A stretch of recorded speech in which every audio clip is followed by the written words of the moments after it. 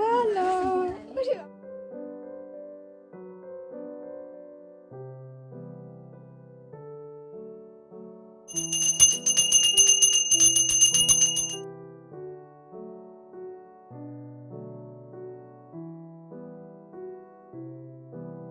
আজকে একটু দিদির বাড়ি ঘুরতে চলে গেলাম, আমার শাশুড়ি, আমি আর আমার ননদিনী মিলে। হ্যালো এভরিওয়ান, কেমন আছো তোমরা সবাই? আশা করি অনেক ভালো আছো, আর তোমাদের ভালোবাসায় আমিও অনেক ভালো আছি।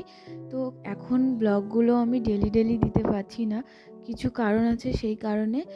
ও যাই হোক, বাদ দাও এসব কথা। আমি চেষ্টা করব তোমাদের মধ্যে ডেলি ব্লগ শেয়ার করার। কিছু কারণ ছিল, সেই কারণেই হয়নি, এই আর কি। এই যে দিদির বাড়ি যাওয়ার জন্য আমরা রেডি হয়ে নিচ্ছি, আর বোনের রেডি হওয়া হয়ে গেছে। ও জাস্ট চুড়িদার পরেছে, তো এই কারণে ও রেডি হওয়া হয়ে গেছে। আর এই যে আমি শাড়িটা পরে নিয়েছি, আর আজকে তোমাদের সাথে ছোট্ট করে গেট রেডি শেয়ার করলাম। আমি কখনো করি না, আর আমি জানিও না কিভাবে করে। তো আমার ভুল ত্রুটি হলে অবশ্যই বলো আমাকে কিভাবে করে না করে।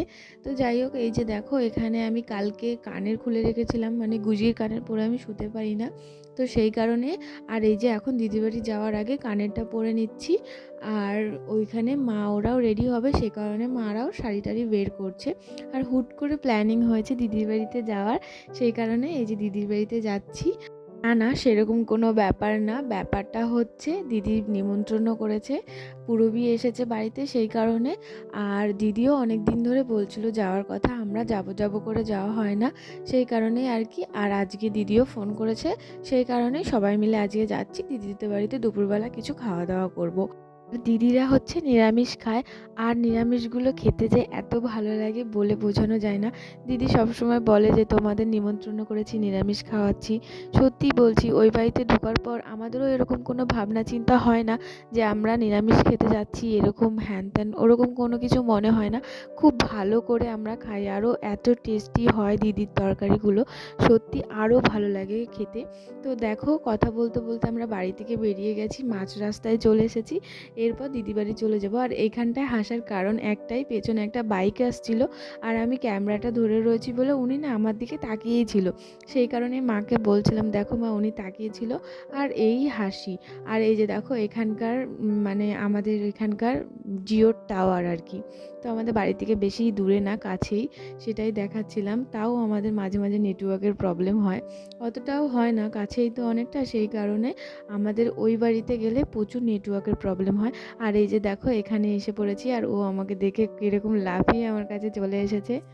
আর অদিতি আর আমার মধ্যে একটা আলাদাই বন্ডিং রয়েছে, একটা প্রচুর প্রচুর ভালো সম্পর্ক ওর আর আমার মধ্যে হয়ে গেছে। আমার খুব ভালো লাগে, কি করে হয়ে গেছে নিজেও জানি না, আমার খুব ভালো লাগে ওর সাথে সময় কাটাতে, ওর সাথে কথা বলতে, ওর কথাগুলো শুনতে আমার খুব ভালো লাগে। তো ওর সাথে সবসময় আমি মানে মনে হয় যে এরকম, যে যদি সবসময় থাকতাম তাহলে ভালো হতো। যখনই যাই ও আমাকে প্রচুর ভালোবাসে, প্রচুর আদর করে, প্রচুর কেয়ার করে ও আমার কাছে। আমি যদি বলি একটু জল খাবো, দৌড়িয়ে গিয়ে জল এনে দেবে। ও এত ভালো মেয়ে, এত গুড গার্ল, প্রচুর ভালো মেয়ে, ও কথা শোনে। আবার প্রচুর ঠাকুর ভক্ত। তো ঠাকুর ভক্ত কেন বললাম, অবশ্যই দেখাবো, পুরো ব্লগটা দেখতে থাকো তাহলে বুঝতে পারবে। আর আমরা যেহেতু অনেক বেলা হয়ে গেছে এসেছি, সেই কারণে দিদি আমাদের খেতে দিয়ে দিয়েছে।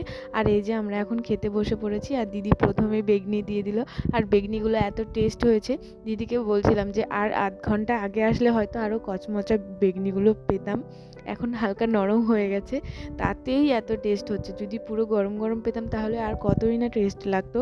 তো দিদিও বলছিল হ্যাঁ, তোমরা আসার আগে আমরাও এখানে বসে বসে খাচ্ছিলাম গরম গরম, তোমরা তো আসছিলে না, সেই কারণে। আর এই যে এখানে আমরা সবাই মিলে খেতে বসে পড়েছি।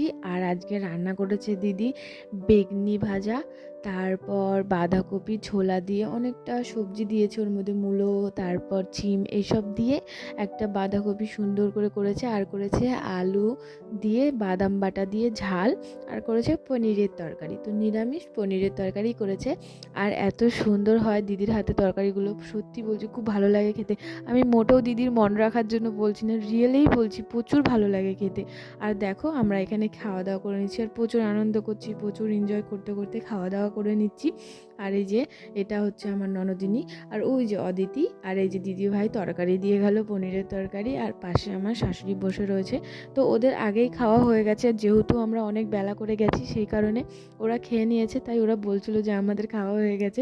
আমি বলছি ভালো করেছো, খেয়ে নিয়েছো, কতক্ষণ বসে থাকবা, আমি বেলা বেরোচ্ছে যেহেতু। তো তারপর এই যে আমরাও গিয়ে খেতে বসে পড়েছি। আর এই যে অদিতি এখানে বসে বসে আমাদের সাথে অনেক গল্প করছিল। অদিতি দাঁড়িয়ে দাঁড়িয়ে আর কি, ও কম্পিউটার করছিল, কম্পিউটার করতে করতে উঠে এসছে। মা আমি তো দিয়েছি, ওটা খেয়ে নাও।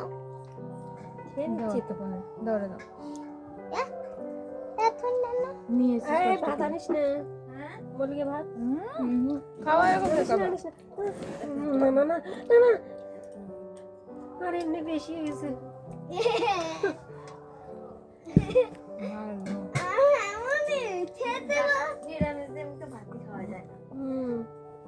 আমার তো ভীষণ ভালো লাগছে নিরামিষ হলে। এই বাড়িতে সে নিরামিষ অমিষ এরকম বলবো না, তো যা দাও সুন্দর করে নিয়ে খেয়ে নিই আমরা, আরো ভালোভাবে খাই। কি খবর? রাধে রাধে। রাধে রাধে। ভালো আছেন? আমরা তো ওই ঠাকুরের এখানে যাই, ওই জন্য কথা কইলাম না। এই মা বিছে একটা কত বড় ওই বাবা ওটা পায়ে পড়লে পা চলে যাবে, তুই খালি পায়ে ঘুরছিস।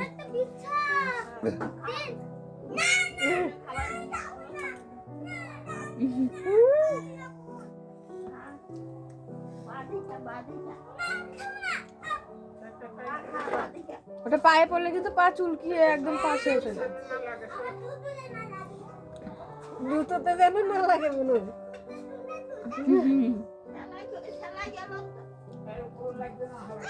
তোমরা শুনতেই পেলে, দিদিও খুব পস্তায় আমাদেরকে এরকম নিরামিষ ভাত দেয় বলে। আমরাও এরকম সবসময় বলি যে আমাদের এটাই সন্তুষ্ট, এটাই বেশি ভালো লাগে। তো যাই হোক, দেখো খাওয়া দাওয়া কমপ্লিট হয়ে গেছে, ওরা দুজন এখনও বসে রয়েছে। আমার খাওয়া দাওয়া একটু তাড়াতাড়ি হয়ে যায়, আমি অত লেট করে খেতে পারি না। আর এই যে ঘরে এসে দেখি কি ননার এই মানে হেডফোনটা রয়েছে অদিতির, তারপর ওটা নিয়ে আমিও ট্রাই করলাম। মানে অনেকদিন ফোনেই দেখেছি, সামনাসামনি দেখেওছি, কিন্তু এরকম ইউজ করিনি, তাই আজকে একটু নিয়ে ইউজ করলাম। আর হেডফোনটা কানে দেওয়ার পর মনে হচ্ছিল কি আমি পুরো কানে কালা হয়ে গেছি, এতটাই মানে কান চেপেছিল। তারপর ও খুব সুন্দর করে হেডফোনটা ওই মানে একটু ইউজ করছিল। তারপর এই যে দেখো এখানে ও সন্ধে দিচ্ছে, আর বললাম না ঠাকুর ভক্ত কেন, তো তোমরাই দেখো।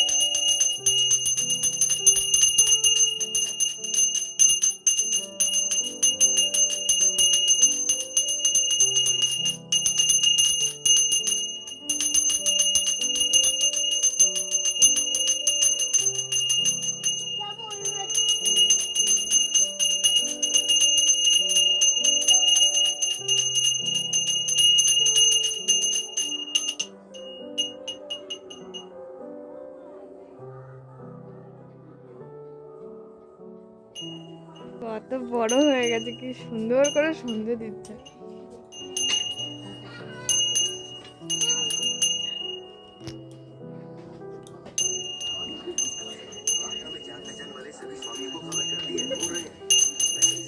তোমরা দেখতেই পেলেও কত সুন্দর করে যত্ন সহকারে ভক্তি ভরে ভগবানকে সন্ধে দেখাচ্ছে, ভগবানকে ডাকছে। ওর এই সুন্দর দেখানো দেখে আমার যে এত ভালো লেগেছে আমি বলে বোঝাতে পারবো না। কি সুন্দর করে আরতি করছিল ভগবানের। তো ওই ঠাকুর আমি মানে ভিডিওটা করতে করতে আমি জাস্ট ওর দিকেই তাকিয়েছিলাম, ও এত ভক্তি ভরে ঠাকুরের সাথে ঠাকুরকে সন্ধে দেখাচ্ছিল।